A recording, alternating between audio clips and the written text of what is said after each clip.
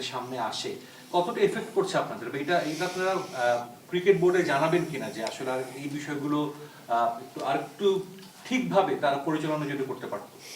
না, মিথুন ভাই যেটা বললো যে দেখেন আমরা তো ক্রিকেট প্লেয়ার, আমাদের কাজ হলো মাঠে পারফর্ম করা, ভালো খেলা, এবং যে অর্গানাইজ যারা আছে আমরা সবসময় যেটা বলি ক্রিকেট বোর্ড আমাদের গার্জিয়ান, এবং সবসময় অবশ্যই আমরা এখন ন্যাশনাল টিমে খেলছি, অবশ্যই আমরা কন্ট্রাকচুয়াল প্লেয়ার, এবং শুধু আমরা না, এখানে যারা আছে সবাই কিন্তু ক্রিকেট বোর্ডেরই প্লেয়ার এবং তারা কিন্তু ক্রিকেট বোর্ডেরই কন্ট্রাকচুয়াল। হয়তো আমি ন্যাশনাল টিমে খেলছি, আমি ন্যাশনাল টিমের কন্ট্যাক্টে আছি, মিথুন ভাই হয়তো ফার্স্ট ক্লাস খেলছে, ফার্স্ট ক্লাসের কন্ট্যাক্টে আছে, বাট সবাই কিন্তু ক্রিকেট বোর্ডের আন্ডারই আছে।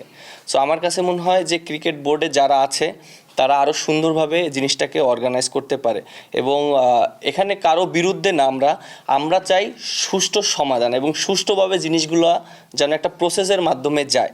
সো দিন শেষে যদি প্রসেসের মাধ্যমে সব কিছু হয় তখন আমাদের জন্যই ভালো হবে, অ্যাজ এ ক্রিকেটার আমাদের জন্য ভালো হবে, আমাদের দেশের জন্য ভালো হবে, এবং একটা স্ট্রাকচারও ভালো তৈরি হবে।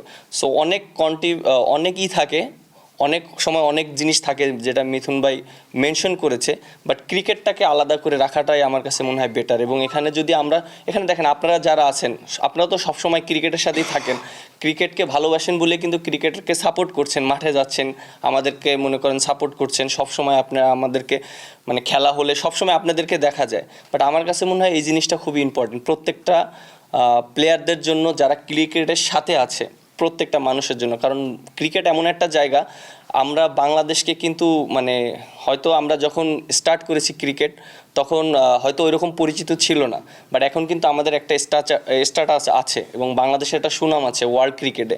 সো এই জিনিসটাকে আমার কাছে মনে হয় আরও উপরে নিয়ে যাওয়ার জন্য এটা আমাদের সবারই দায়িত্ব যে সুন্দরভাবে জিনিসটাকে পরিচালনা করা।